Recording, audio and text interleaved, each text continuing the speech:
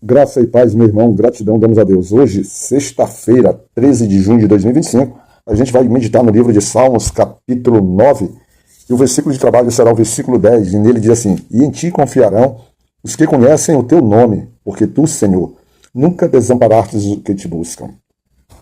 Que maravilha, né? Eu sempre admiro essa relação de devoção do salmista, e nesse caso aqui, Salmos atribuído a Davi, porque quando a gente lê os Salmos e consegue, vamos dizer assim, mergulhar na profundidade das palavras e da devoção daquele que oferece os salmos, ou seja, os louvores, os hinos, os cânticos ao Senhor, e as palavras que ele utiliza, ou seja, a forma, vamos dizer assim, a manifestação individual do indivíduo, né?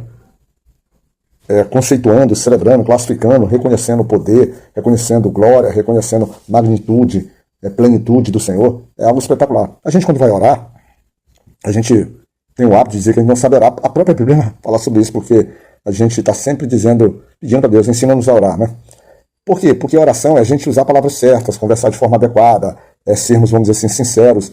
E os salmos são verdadeiras orações e cânticos, mas assim, com a beleza, com a riqueza de palavras, que é muito profundo, né? Eu sempre, na minha individualidade, eu sempre digo assim, se eu soubesse pelo menos falar com o Senhor como o salmista sabia falar. E Davi aqui tá, vamos dizer, trazendo esse aspecto poderoso.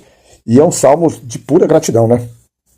Pura gratidão. Logo no versículo 1 ele diz assim: Eu te louvarei, Senhor, de todo o meu coração. Contarei todas as tuas maravilhas.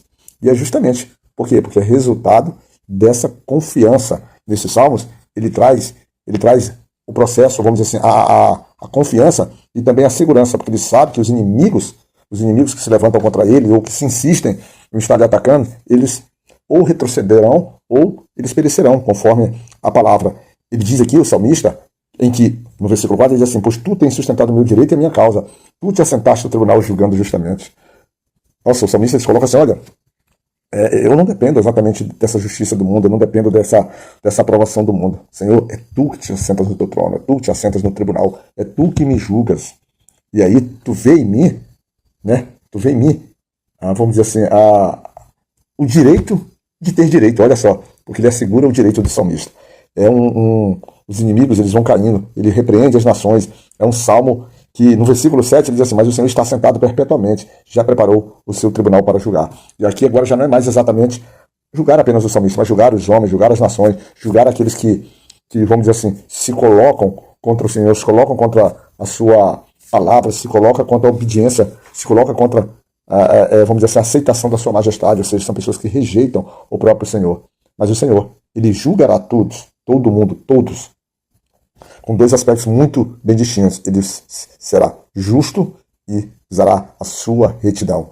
A régua do Senhor é uma régua perfeita. E o interessante de tudo isso, porque aqueles que são oprimidos, aqueles que são perseguidos, mas é sempre bom a gente entender que o oprimido aqui, o perseguido, né, de uma forma geral, às vezes ímpios, às vezes o crente, a gente está falando que até mesmo ímpios, por vezes, eles são oprimidos e perseguidos por outros ímpios de uma forma injusta. Então o Senhor, ele joga a sua justiça, ele será o quê? Um refúgio para aqueles que estão sendo oprimidos. Nós não estamos falando daqueles que estão sofrendo as correções, vamos dizer assim, a justiça definida pelos homens, um julgamento em tese imparcial e justo. Não. Nós não estamos falando disso, nós estamos falando de pessoas que estão sendo perseguidas, oprimidas, elas estão sendo cessadas no seu direito. E aqui a gente não está entrando exatamente na condição espiritual desse homem, porque o Senhor é aquele que se coloca como refúgio para aquele oprimido. E é bom. E esse que está oprimido, quando se encontrar no Senhor, ele chegar, como está escrito lá no versículo 11, cantai louvores ao Senhor, que habita em Sião, anunciai entre os povos os seus feitos. É bom que ele reconheça, ele anuncie os feitos, ele anuncie vamos dizer assim, a libertação, a salvação, a cura. Ele anuncia que o Senhor o socorreu. Ai, que maravilha. Isso tudo dá a possibilidade, a certeza, a confiança, vamos dizer assim, a magnitude daquilo que nós trouxemos logo no início.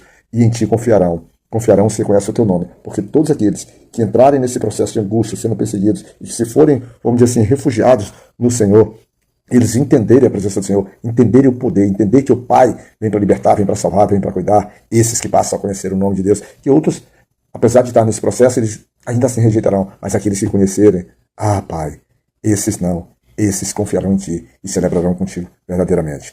É um capítulo maravilhoso. Senhor, que maravilha. Os nossos inimigos, os nossos adversários não prosperarão. Por quê? Porque nesses salmos, o próprio salmista confirma, celebra, dizendo que o Senhor tem misericórdia de mim. O Senhor é literalmente abençoador. Os Salmos, a gente precisa ler com muita calma, com muitas, não vou dizer com muita sabedoria, mas com um espírito quebrantado, um espírito buscando deixar com que as palavras possam realmente, elas mergulhar, elas, vamos dizer assim, transitar pelo nosso íntimo. Salmos maravilhoso, maravilhoso, esses Salmos 9. Então que a gente possa entender um pouco sobre isso, que a gente possa de fato confiar no Senhor, que a gente possa confiar que essas angústias, esses medos, essas opressões, principalmente essas que sentimos ou que nos são açoitadas, porque nós defendemos a palavra do Senhor, nós já anunciamos, o Senhor será socorro bem presente no tempo da angústia. Que Ele seja o nosso socorro sempre. Fica na graça do Senhor, que Deus nos cuide, meu irmão.